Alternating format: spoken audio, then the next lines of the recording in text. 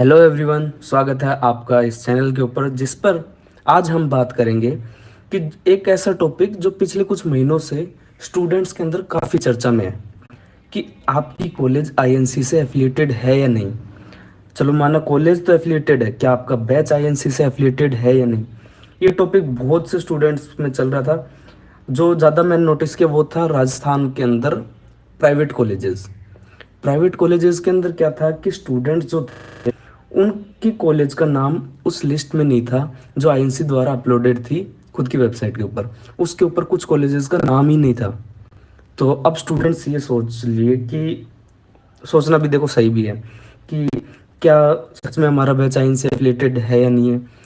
अब देखो आईएन से एफिलिएटेड नहीं है तो एक ये बात आती है दिमाग में कि ये जो स्टूडेंट्स हैं क्या ये अदर स्टेट के अंदर जॉब कर सकते हैं या नहीं कर सकते। क्या ये स्टूडेंट सेंट्रल की गवर्नमेंट जॉब में लग सकते हैं नहीं लग सकते। क्या ये अब्रॉड जाना चाहते हैं तो क्या ये अब्रॉड जा सकते हैं या नहीं।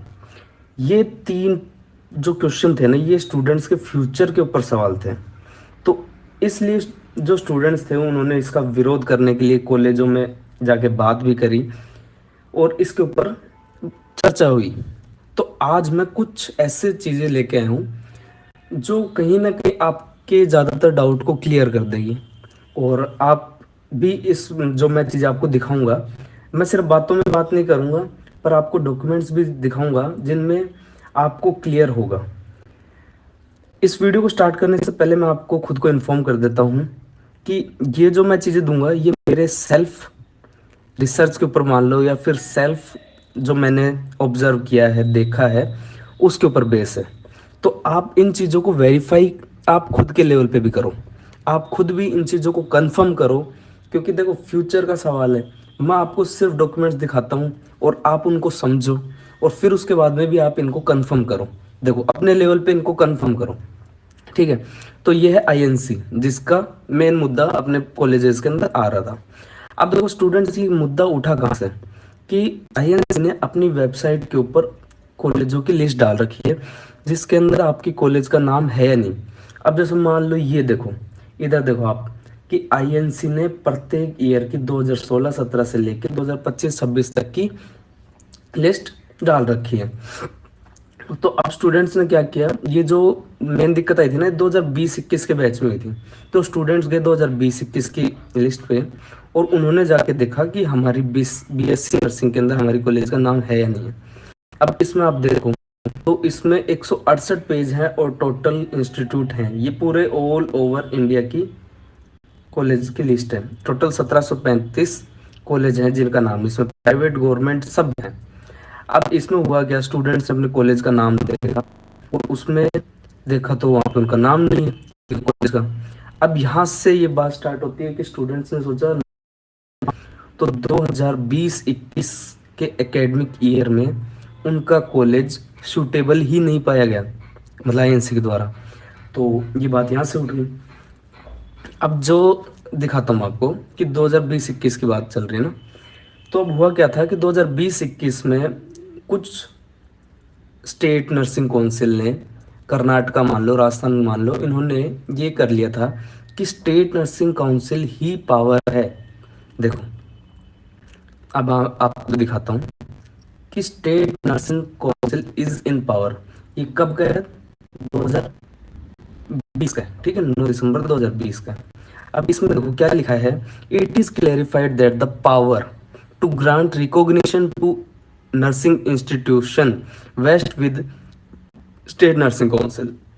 ये क्लियरिफाई किया जाता है कि जो स्टेट नर्सिंग काउंसिल है वो ही रिकॉग्नाइजेशन दे सकते हैं इंस्टीट्यूशन को, नर्सिंग इंस्टीट्यूशन को। और ये किस जजमेंट के आधार पे किया था, ये ऑनरेबल हाई कोर्ट का जो कर्नाटका का जो जजमेंट आया था 2017 में उसके बेस के ऊपर ये डिसीजन लिया गया था कि स्टेट नर्सिंग काउंसिल ही है जो रिकॉग्निशन देगा कॉलेजेस को। ठीक है। अब इसके अंदर आप ये जैसे ये सारी बात वही है कि देखो इसके अंदर देखो ये भी क्लेरिफाई किया गया कि आईएनसी क्लेरिफाइड सेइंग दैट कि INC has no power to grant recognition to in nursing institution, कि इसमें आईएनसी ने ये क्लेरिफाई भी किया है कि आईएनसी को कोई पावर नहीं है किसी भी नर्सिंग इंस्टीट्यूशन को रिकॉग्निशन देने की, and in fact it is state nursing council या state government which is empowered to do so, कि ये जो पावर है ये स्टेट नर्सिंग काउंसिल को या स्टेट गवर्नमेंट को दी जाती है। ठीक है, 9 दिसंबर 2020 का। चलो ठीक है, एक डॉक्यूमेंट हो गया। अब उसके बाद में अब ये न्यूज कटिंग, ये तो अभी रिसेंट की न्यूज कटिंग है जिसमें ये लिखा हुआ है state council can not ask nurses to get INC certificate. अब ये उठा था कि बिहार के अंदर वैकेंसी आई थी, उसमें क्या हो गया, लिखा आ गया था कि आईएनसी सूटेबिलिटी या फिर आईएनसी सर्टिफिकेट दो। अब स्टूडेंट सोचेंगे क्या है, तब ये कहीं ना कहीं चर्चा में ज़्यादा है कि यार बिहार मांग रहा है तो क्या अदर स्टेट भी मांग सकते हैं। कई जगह पे लिखा जाता है आईएनसी सर्टिफिकेट चाहिए। तो यहाँ पर हाई कोर्ट ने जितने भी स्टेट नर्सिंग काउंसिल हैं उनको ये कहा कि वो नर्सेस से आईएनसी का सर्टिफिकेट नहीं मांग सकते। ठीक, ये देख लो पूरी न्यूज़ की कटिंग है, इनको आप देख सकते हो, अच्छे से रोक कर वीडियो को पढ़ सकते हो। तो इसमें यही कहा गया था कि आईएनसी के सर्टिफिकेट कोई अदर जो जो स्टेट काउंसिल्स हैं वो नहीं मांगेंगे। ठीक है, नर्सेस से। ओके, अब आगे हम बात करते हैं। आप एक चीज़ और देखना, ये देखो आप 2021 का है राजस्थान सरकार का है, और किसको है, आरयूएचएस को है। 2021 का ऑर्डर आरयूएचएस को है राजस्थान सरकार की तरफ से। इसमें क्या लिखा गया है कि ऊपर का जो भी सब्जेक्ट है उसके क्रम में लिखा गया है कि विश्वविद्यालय की संबद्धता के लिए नर्सिंग महाविद्यालय के पास आईएनसी की स्वीकृति के स्थान पर राजस्थान नर्सिंग काउंसिल को संबद्धता हेतु स्वीकृति दी जाती है। तो राजस्थान सर्कल जो सरकार है वो आरयूएचएस को ये कह रही है कि जितने भी नर्सिंग कॉलेजेस हैं उनको उनके पास अगर आईएनसी की नहीं है, आईएनसी की स्वीकृति नहीं है और उनके पास में आरएनसी है, तो आरएनसी के लिए उनको स्वीकृत किया जाता है। आईएनसी की जगह पे उनको आरएनसी से ही, राजस्थान नर्सिंग काउंसिल के जो सर्टिफिकेशन है उससे ही उनको मतलब पावर दी जाती है, स्वीकृति दी जाती है। ठीक है, ये रजिस्ट्रार को भेजी गई आरएनसी के। ठीक है, ये 2021 की लेटर है। अब हम बात करते हैं आगे एक और। आरयूएचएस कह रहे हैं कि आईएनसी, आरयूएचएस ने लिखा है कि आईएनसी नई दिल्ली द्वारा जारी की गई सूची को 70/2024-25 की नर्सिंग काउंसलिंग प्रक्रिया में सम्मिलित नहीं करने बाबत। ठीक है, अब देखो इसमें क्या लिखा गया है, अब मैं आपको पढ़ के सुनाता हूँ कि आईएनसी नई दिल्ली द्वारा मान्यता दिए जाने का अधिकार नहीं है। साथ ही आईएनसी की वेबसाइट पर किसी भी तरह की सामग्री प्रकाशित करने का भी अधिकार नहीं है। किसके अनुसार है, जो 2017 वाली जो मैंने लास्ट आपको पिटीशन एक दिखाई थी, स्पेशली अपील जो दिखाई थी, उसके अनुसार ये कहा गया है कि आईएनसी ना तो मान्यता देगी और ना ही अपनी वेबसाइट के ऊपर ऐसी कोई पीडीएफ या फिर ऐसी कोई डिटेल्स शेयर करेगी। ये किसके हिसाब से, इस लेटर में। ठीक है, कौन कह रहा है, आरयूएचएस कह रहा है। ठीक है, और देखो हाँ, ये एक और जो थी 3 नवंबर 2020 के माध्यम से ये स्पष्ट किया गया कि आईएनसी को निरीक्षण करने का अधिकार है परंतु मान्यता दिए जाने का अधिकार नहीं है। साथ ही किसी भी तरह की सामग्री प्रकाशित करने का अधिकार नहीं है।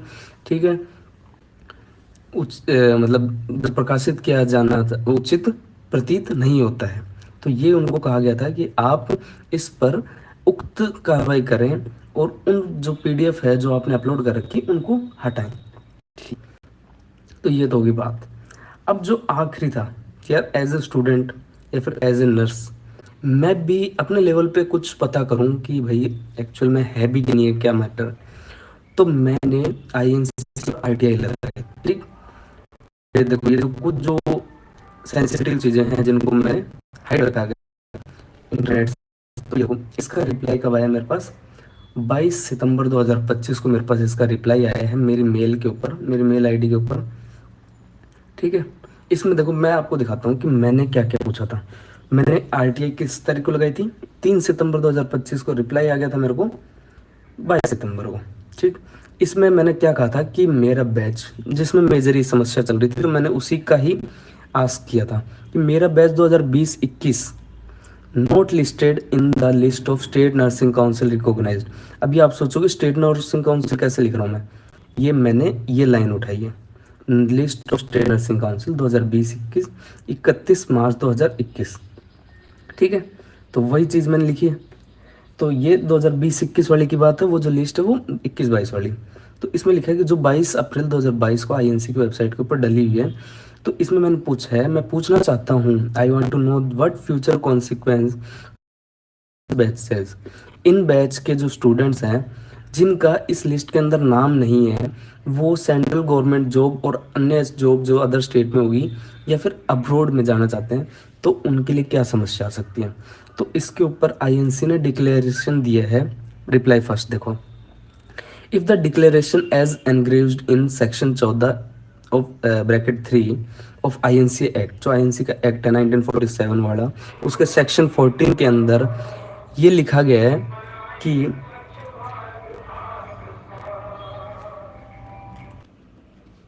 अब देखो इसका रिप्लाई क्या है कि जो सेक्शन 14 था आईएनसी एक्ट के, उसके अंदर ये लिखा गया है कि अगर किसी इंस्टीट्यूशन के अगेंस्ट कोई भी, अगर मतलब कोई भी,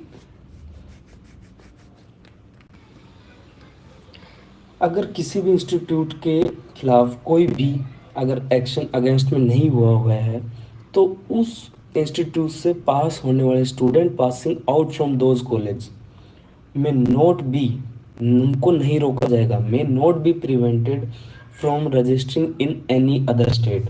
कि इसमें ये लिखा गया सीधा सा सिंपल वर्ड्स में कि ऐसे स्टूडेंट्स जिनकी कॉलेज के खिलाफ कोई भी अगर एक्शन वगैरह कुछ भी नहीं हुआ है, तो उन कॉलेजेस के स्टूडेंट्स को आईएनसी नहीं रोकती है, may not be prevented from registering in any other state, किसी अदर स्टेट में रजिस्ट्रेशन कराने में, अपने आरएन को ट्रांसफ़र करवाने में, प्रोवाइडिंग दैट दो स्टूडेंट्स, कि इसके साथ में ये भी कहा गया है कि तब तक नहीं रुकता है जब तक वो स्टूडेंट जो सामने जिस अदर स्टेट में जाना चाह रहा है उसके प्रेस्क्राइब्ड द रेसिप्रोकल रजिस्ट्रेशन, मतलब उसकी जो कंडीशन है, जो कंडीशन प्रेस्क्राइब की गई है, उनको फुलफिल अगर एक स्टूडेंट कर देता है जिसमें वो जाना चाहता है, तो आईएनसी या फिर जो स्टेट है अदर स्टेट, वो उस स्टूडेंट्स को ट्रांसफ़र करने से नहीं रोक सकते हैं।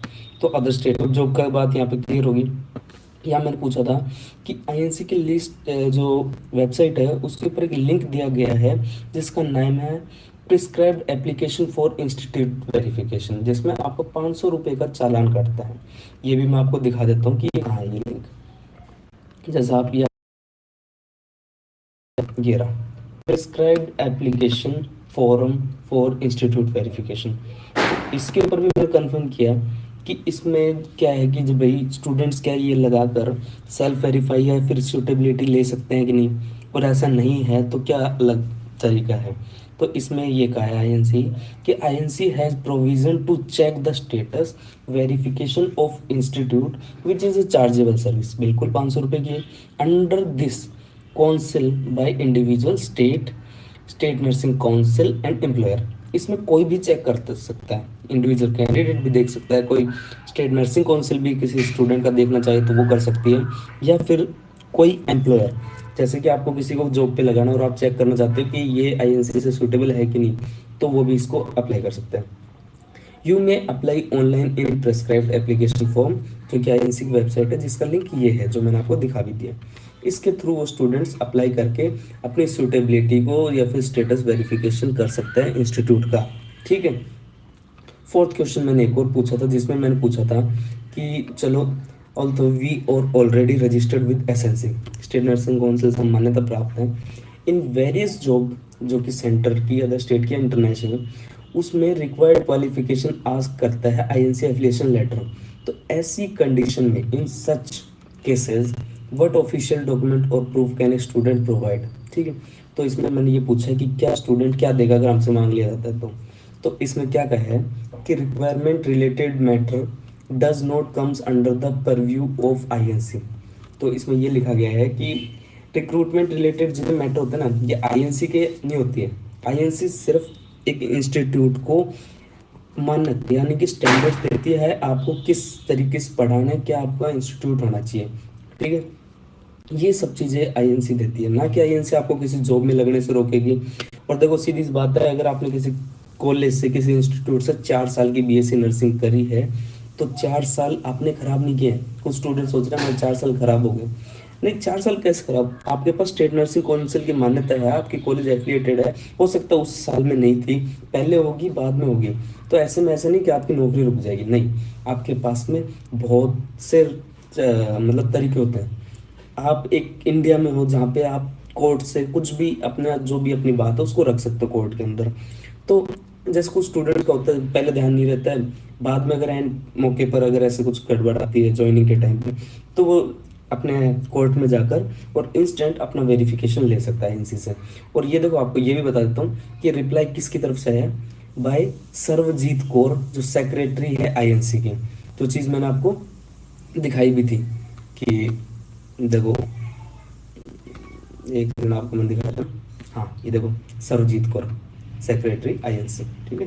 ये जो आईएनसी का 2020 का लेटर था, उन्हीं की तरफ से ये रिप्लाई आया है। देख लो, सरजीत कौर 22/9/25। और इन्होंने क्या कहा है, ये आई जो आरटीआई एप्लीकेशन है 3/9/25 को डिस्पोज की जाती है। अब देखो, अब मैं बताता हूँ अब आपको, हमने एक आरटीआई और लगा रखी है जिसके अंदर हमने एम्स के ऊपर, एम्स रिक्रूटमेंट अथॉरिटी के ऊपर हमने आई वो आरटीआई लगा रखी है, जिसमें ये पूछा हमने कि आप अगर हमसे मांगते हो तो हम क्या दें।